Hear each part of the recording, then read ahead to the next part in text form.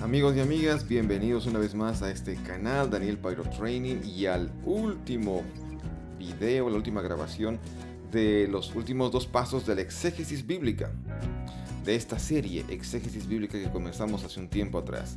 Los dos pasos a revisar en esta oportunidad son el significado del texto y la aplicación. Entonces, para recapitular solamente, si es que no viste otros videos, los anteriores, que te invito a que lo hagas, te suscribas y lo hagas, puedas mirar todo. Los primeros pasos fueron el texto, observar el texto, mirar la crítica textual, cuáles son los parecidos con otros pasajes a lo mejor, el contexto, vimos el contexto histórico, literario, el estudio de palabras clave recientemente, ¿no es cierto?, la intratextualidad. Y hoy vamos a revisar el paso 11 y 12 del acrónico TOXA. Significado y aplicación. Con lo dicho, una vez más te invito a que compartas este contenido porque el propósito de este canal, ¿cuál es? Es poder dejar en tus manos herramientas para que puedas tú estudiar la Biblia por tu cuenta, en tu tiempo libre, con los pasos, por ejemplo, ahora de los 12 de la exégesis bíblica. Tenemos otra serie que habla acerca de hermenéutica, principios de interpretación bíblica, y tenemos también la serie de profecías de Daniel, todos los 12 libros. Así que tú puedes ir mirando y tenemos videos cortos también, tú vas a poder mirar y estar atento y recibir el último video cuando tú te inscribas. Te invito a que lo hagas. Muy bien, vamos con el paso 11, el significado del texto. Yo estudié, revisé, hice exégesis, hice intratextualidad, miré el contexto histórico, el contexto literario. ¿Qué significa el texto en el pasaje que apareció y en el contexto en el que aparece? Hay dos cosas que hay que rescatar de esto. Hay un poco de teoría que hay que ver y estaremos viendo un caso, un estudio de caso como siempre para aplicar estos pasos al estudio de la Biblia. Pero debemos entender cuál fue el significado original de este pasaje. ¿Por qué el autor bíblico escribió lo que escribió? Y lo puso en la sección, en el inicio, en el final, la introducción, en el clímax del libro que escribió. Hay un motivo, hay una razón. Las escrituras no se escribieron al azar. Todo tenía un propósito. Y el segundo objetivo será pues aplicarlo a mi vida, ¿no? ¿Cómo poder aplicar ese versículo, esa historia, esa anécdota a mi vida hoy? Vamos entonces con el significado, y si hablamos de significado tenemos que hablar de la teología del texto, la teología bíblica. Teos logos, el estudio de Dios, eso significa teología. Y acá tengo un concepto de teología bíblica. La teología bíblica es una disciplina textual, es decir, se basa en el texto bíblico. Para hacer teología bíblica no podemos ir a fuentes extrabíblicas y decir, bueno, el autor tal, el erudito tal, el padre de la iglesia fulano dice esto de el significado de mi pasaje. No. La teología bíblica procede del texto bíblico, la disciplina textual, que se nutre de los contextos históricos en los que se desarrolla, claro que sí. ¿Qué más? Considera lo que tu pasaje contribuye al mensaje de la Biblia y cómo se relaciona en la obra de redención a lo largo de las Escrituras. Vimos la vez pasada de que en cuanto a fuentes, hay una fuente, especial de las escrituras del canon bíblico, y esa fuente es el Espíritu Santo, es una fuente divina. Por eso conviene considerar a la luz del plan de redención este asunto del bien y el mal. ¿Dónde se origina? En la Biblia habla acerca del origen del bien y del mal acá en la tierra, por si acaso. Entonces, mirar el plan de Dios de renovar, rescatar, redimir al ser humano a su estado original, a su estado perfecto. Conviene buscar este tema a lo largo de la Biblia porque de eso se trata las Escrituras. Las Escrituras son buenas nuevas de salvación. Entonces tenemos que tratar de hallar cómo se relaciona esta historia, este episodio, este texto con el plan de redención o quizás con otro tema en particular de las Escrituras. ¿Por qué? Porque hay una fuente de inspiración general que es divina, que es el Espíritu Santo. ¿Qué más? La teología bíblica es una forma de analizar y sintetizar lo que la Biblia revela sobre Dios y cómo éste se relaciona con su creación en este planeta. De eso trata la teología bíblica, y también al encontrar significado al texto tenemos que hacer teología, tratar de entender mejor a Dios. Preguntas como estas son importantes. ¿Qué dice mi texto acerca del carácter de Dios? Mi pasaje de estudio muestra claramente que Dios es amor, que tuvo paciencia. Se habla de destrucción. En el Antiguo Testamento se habla bastante de destrucción, pero se muestra en el pasaje a un Dios misericordioso, a un Dios amante, a un Dios paciente, a un Dios bueno. Otra pregunta que puedes y debes hacer: ¿cómo presenta mi texto la justicia divina? ¿Es una justicia parcial? ¿Es una justicia imparcial? ¿Qué aspectos del plan redentor de Dios se notan en mi texto? Muy bien, hay profecías mesiánicas, pero hay textos que iluminan bastante el plan amoroso de Dios hacia la raza humana. Muy bien, vamos entonces un poco más.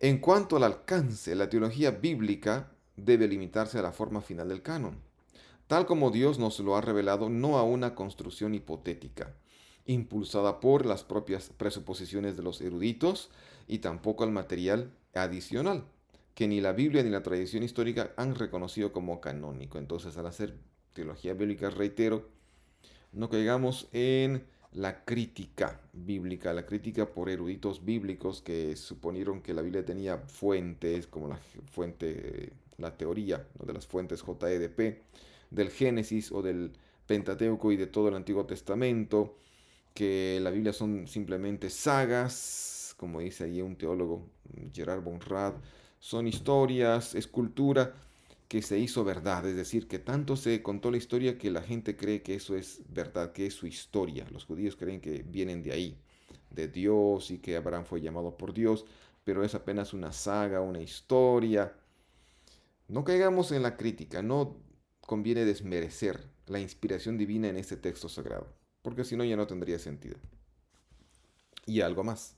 El objetivo de la investigación teológica bíblica debe permanecer y limitarse siempre a la Biblia, compuesta por los 66 libros, que por tanto son los únicos que poseen inspiración divina y autoridad. Y hay un pasaje para leer de los dos que tengo acá, 2 Timoteo 3 y 1 Pedro 1:20. Bueno, acá están los dos, y dice así. Aquí Pablo está escribiendo y dice: toda escritura es inspirada por Dios y útil para enseñar, para reprender, para corregir, para instruir en justicia, a fin de que el hombre de Dios sea perfecto, equipado para toda buena obra. Y 1 Pedro, capítulo 1, verso 20-21 dice así: porque él estaba preparado desde antes de la fundación del mundo, pero se ha manifestado en estos últimos tiempos por amor a vosotros. Por medio de él sois creyentes en Dios, que él le resucitó de entre los muertos y le dio gloria, de manera que vuestra fe y esperanza sean en Dios. Estos dos pasajes hablan acerca del propósito de la teología bíblica en las Escrituras. Primero, que la Biblia nos ayuda a formar el carácter, a formar nuestra vida, nos corrige, es decir, nos moldea. La Biblia moldea al ser humano, lo hace una mejor persona. Y también la Biblia muestra el plan salvífico de Dios en Jesucristo. Eso está diciendo Pedro, ¿no? Él está preparado, ¿quién? Cristo. Y se manifestó en estos tiempos. ¿Por amor a quiénes? A la raza humana. Preciosos versículos, y conviene que tú los marques también y los compartas con tus amigos. Vamos entonces con algo más. El propósito de la teología bíblica requiere no solo comprender el significado que el autor bíblico quiso dar a la palabra, sino también el efecto. Es lo que acabamos de leer en 1 Pedro, el efecto que produce las escrituras. La teología bíblica busca la transformación de la persona en un creyente, en Cristo, claro. Y es una disciplina descriptiva, la teología bíblica, que surge de un marco confesional. Hay un sistema de fe que informa nuestra teología, y la teología bíblica también tiene un objetivo normativo. Claro, la teología norma la vida de los seres humanos, de los creyentes. Eso es lo que se nota, lo que se ve a través de las leyes que se dan en el Antiguo Testamento y que se refuerzan en el Nuevo Testamento. Y hay tres horizontes que divisar y alcanzar en la teología bíblica al encontrar el significado del pasaje. El primer horizonte es el horizonte textual. Ese es un ámbito. Se trata de lo que el pasaje significaba para su autor original y sus oyentes, y aborda el contexto literario inmediato. Eso vamos a verlo en un pasaje de ejemplo. Tenemos el otro ámbito, el horizonte de época. Esto explica el lugar que ocupa nuestro pasaje en la historia de salvación. ¿Dónde encaja en el desarrollo de los designios del reino de Dios que culminan finalmente en la persona de Cristo mi pasaje de estudio?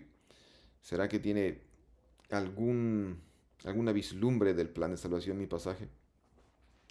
Y este otro ámbito importante, el horizonte canónico. Se trata de entender cualquier pasaje dado a la luz de su ubicación dentro de las escrituras, teniendo en cuenta la naturaleza progresiva de comprensión de la revelación. Y en esto me detengo unos segundos.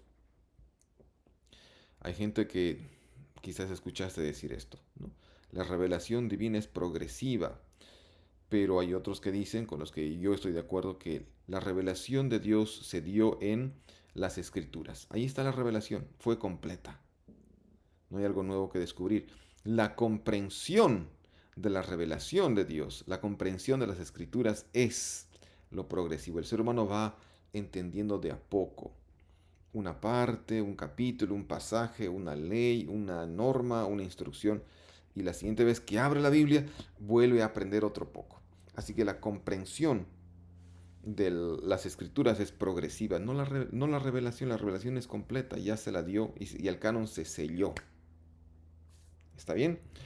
Que toda la historia está influida por la obra de Cristo y que todos los pasajes de la escritura parecen encontrar una ubicación intencional dentro del canon en su conjunto. Esto acerca de significado y teología bíblica. Recordemos los horizontes entonces, horizonte textual, horizonte de época y horizonte del canon, el canon bíblico.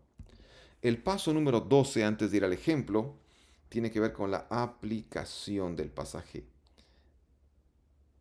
y el significado original y qué significa para mí hoy.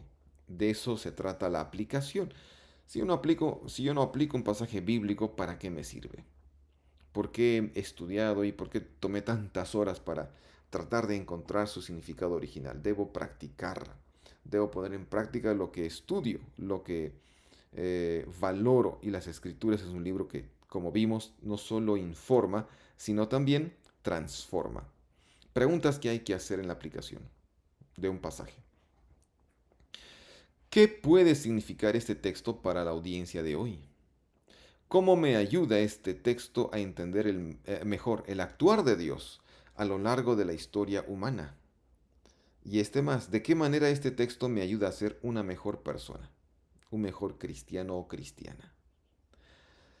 Si la Biblia se dice que transforma personas y vidas, debieras ayudarme la Biblia, su contenido, a ser una mejor persona con los demás, en mi sociedad. ¿No te parece?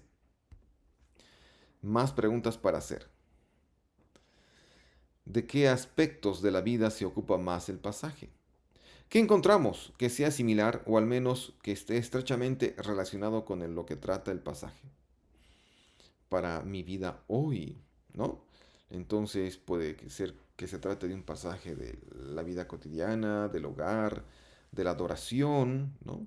De las guerras, de eh, el valor, de la honestidad, ¿no? De la fidelidad, la amistad. Hay muchos temas en la Biblia. Más preguntas. El pasaje básicamente informa o invita a la acción. Forma. El pasaje que leí. Eso tienes que preguntarte. El pasaje trata más de la raíz o del fruto, de la fe o la acción, de la naturaleza de la confianza o de la naturaleza de las obras. Hay que discernir. Esas preguntas hazlas tú en la aplicación de tu texto. Y vamos entonces ahora con el estudio de caso. En esta oportunidad estaremos revisando el pasaje de Jueces capítulo 17 versos 6 al 13. Para hacer dos cosas, para encontrar el significado teológico del pasaje y para aplicarlo a mi vida. Primero entonces voy a leer para ti el pasaje bíblico, los 7 versículos que están ahí. Tenemos una parte ahí en la pantalla. Y de título yo le puse esta perícopa, esta porción de la escritura, como el levita de Jueces 17. Hay otro personaje, que es Micaía. dueño de casa, pero aquí el personaje principal aparentemente es el levita. Dice así la palabra de Dios. En aquellos días no había rey en Israel. Cada uno hacía lo que a sus ojos le parecía bien. Y había un joven de Belén de Judá, de la familia de Judá, que era levita y forastero allí. Y el hombre salió de la ciudad de Belén de Judá para residir donde encontrara lugar. Y mientras proseguía su camino, llegó a la región montañosa de Efraín, a la casa de Micaía. Micaía aparece y es mencionado en los versículos 1 al 5 de Jueces 17. Es un hombre ya maduro que tiene un hijo que lo ordena como sacerdote porque tiene eh, un santuario en su casa, es idólatra y también le roba a su madre una porción de plata de la madre al maldecir al ladrón y al enterarse que Micaía le robó, profiere una bendición para que la maldición se transfiera en bendición. Ese es Micaía. Y Micaía le pregunta, ¿de dónde vienes? Al levita. Y él le respondió, soy un levita de Belén de Judá y voy a residir donde encuentre lugar. Hay que hay algo raro, no voy a comentar mucho porque podríamos tomar todo un tema, una grabación para desarrollar los 12 pasos de Jueces 17. Quizá lo hacemos en alguna oportunidad, pero ahora estamos viendo apenas 2 pasos. El significado y la aplicación. Y sigo leyendo. Entonces Micaía le dijo, quédate conmigo y sé padre y sacerdote para mí, y yo te daré 10 piezas de plata por año, el vestido y la comida. Y el levita entró, consintió el levita en quedarse con el hombre, y el joven fue para Micaía, como uno de sus hijos. Micaía consagró al levita, y el joven vino a ser un sacerdote, y moró en la casa de Micaía. Y Micaía dijo, ahora sé que el Señor me prosperará porque tengo un levita por sacerdote. ¿Qué te parece esta historia? No sé si la escuchaste antes, pero tiene muchas particularidades, muchos bemoles, muchas situaciones muy complejas y uno dice, ¿por qué? ¿Qué está pasando acá? Porque a lo bueno le llaman malo, a lo malo bueno, hacen lo que quieren. Es una situación crítica la que está viviendo el pueblo de los jueces, la gente de Israel en el tiempo de los jueces. Apenas acaban de entrar a Canaán y lastimosamente están siguiendo el ejemplo o siguieron el ejemplo de los cananeos, los israelitas. Rápidamente unas características del levita. ¿Cuáles son? El levita se vende al mejor postor, eso se nota también no solo en el capítulo 17 sino en el capítulo 18.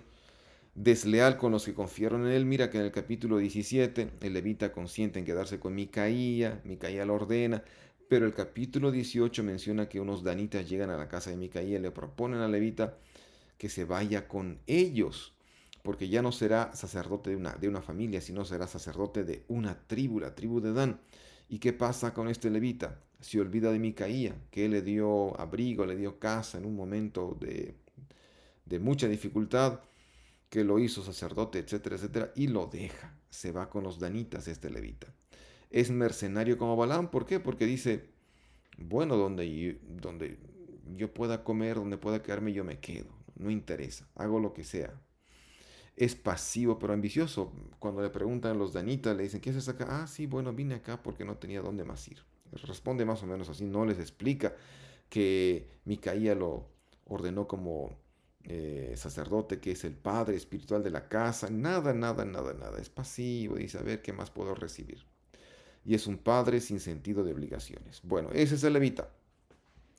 ¿Qué lecciones puedo sacar para mi vida? ¿Cuál es el significado teológico de este pasaje? Vamos rápidamente con la teología de los jueces. Podríamos hablar mucho más, pero acá hay un resumen de la teología de esta perícopa, de estos 7 versículos. Primero, había sincretismo en Israel. Ya en cuanto habían entrado a Canaán, la gente adoraba a Dios como quería, con idolatría. Mezclaba lo santo con lo pagano, con lo profano. Eso es sincretismo, pretender adorar a un Dios santo con prácticas paganas, mundanas. Quizás es más difícil de ejemplificar y demás, pero eso es sincretismo. La adoración de imágenes ya era popular en tiempos de los jueces. Esto contrasta con el segundo mandamiento, que dice, no te harás ídolo ni semejanza alguna de lo que está arriba en el cielo, ni abajo en la tierra, ni en las aguas debajo de la tierra.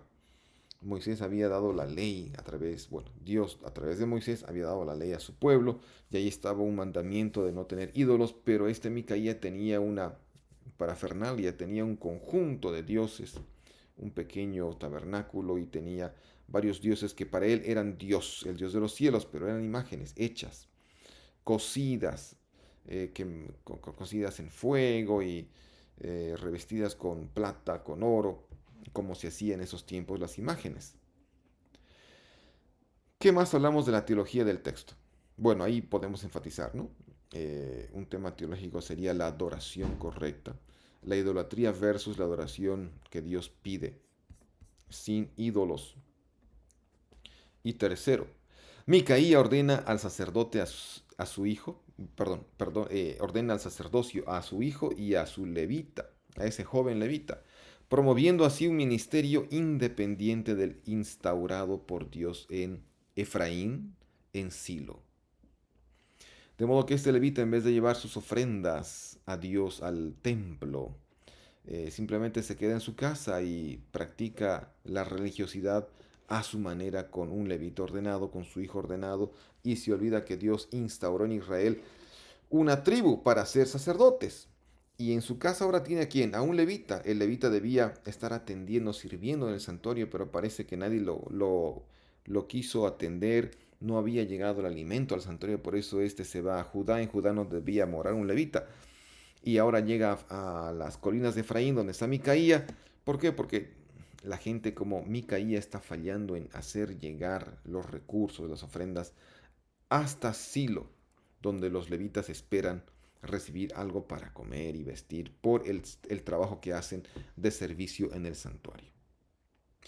Es decir, el sacerdocio, la obra del santuario queda dejada a un lado, lastimosamente. No está atendido este servicio como debería. ¿Por qué? Porque a la gente no le interesa. Micaía es un ejemplo de ello. Eso podríamos rápidamente hablar acerca de la teología del texto, ¿no? El sincretismo, la idolatría, y Dios es un Dios celoso. Aunque Micaía piensa que Dios lo va a bendecir porque ya tiene un levita en casa. La historia termina cuando los danitas le roban al levita, a su levita, y le roban también el ídolo que hizo.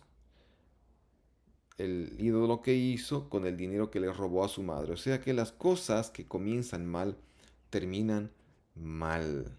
Y Micaía se queda sin sus dioses de metal y sin su levita. Él pensó que le estaba yendo mejor, que Dios sí lo bendeciría, pero Dios responde a esa idea equivocada. Dios es un Dios justo, Dios es un Dios ecuánime y no se contradice.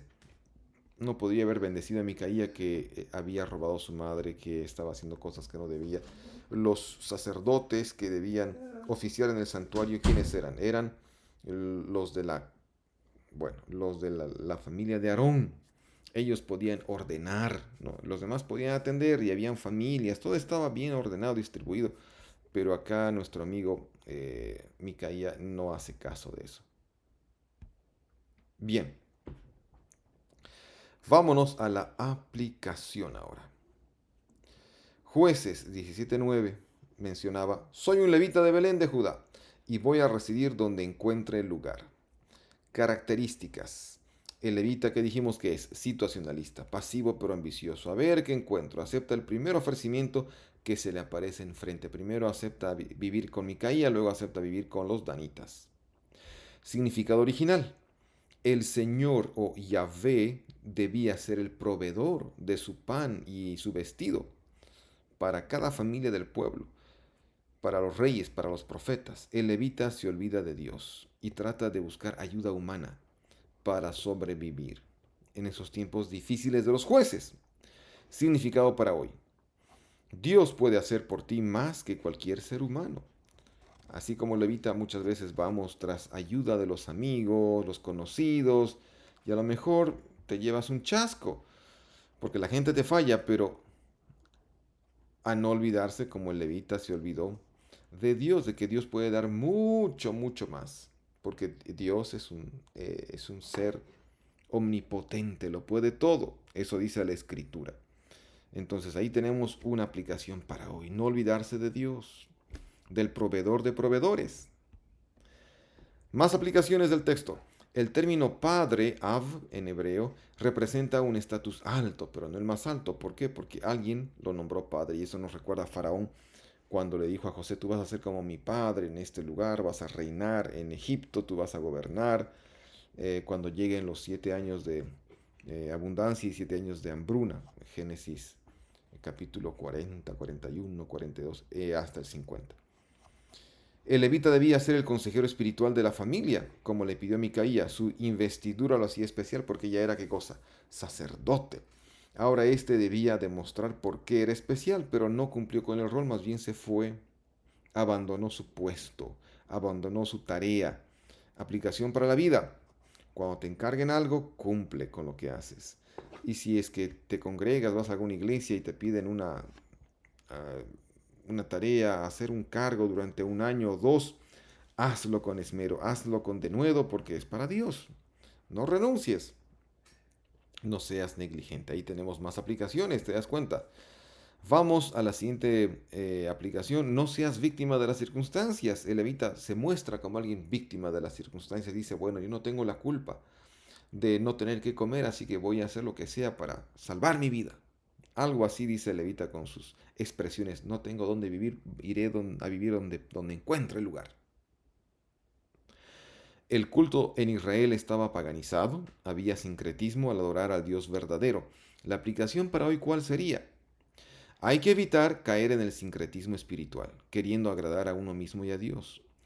¿Qué dijimos que es sincretismo? Adorar a Dios a mi manera. Bueno, con elementos paganos, con elementos que es para otros dioses quizás, o para mí mismo y no para Dios. Estas serían aplicaciones breves, rápidas, de Jueces capítulo 17, verso 6 al 13. ¿Qué te pareció? Así es como nosotros terminamos de estudiar un texto. Analizamos, observamos, hacemos exégesis, vamos a decir, disecamos el texto, ¿no? Encontramos muchas palabras clave, las analizamos también, tratamos de encontrar el significado original y lo aplicamos a nuestra vida. Texto que no se aplica, texto que no nos va a ser útil. Y espero que toda esta serie de exégesis bíblica te haya sido o te resulte muy útil. Si es que no viste los demás temas, te invito a que lo hagas. Son 12 pasos que sugiero acá para hacer exégesis bíblica. Y los últimos dos que vimos eran significado y aplicación. Muy pronto estaremos iniciando otra serie, estaremos revisando algunos temas importantes. Estate atento, por favor. Nuevamente te invito a que te suscribas, a que compartas la idea de este canal, ¿no? Dejar en los amigos, amigas, herramientas para que tú, por tu cuenta, puedas estudiar la Biblia, puedas alcanzar, hallar el significado del texto bíblico. No esperar que alguien te enseñe, no esperar a ir un día a la semana al templo y escuchar al predicador y decir: bueno, hoy aprendí algo. Tú puedes hacerlo desde casa. Que Dios te bendiga. Este fue el tema de hoy y la serie. Entonces nos vemos en otra oportunidad.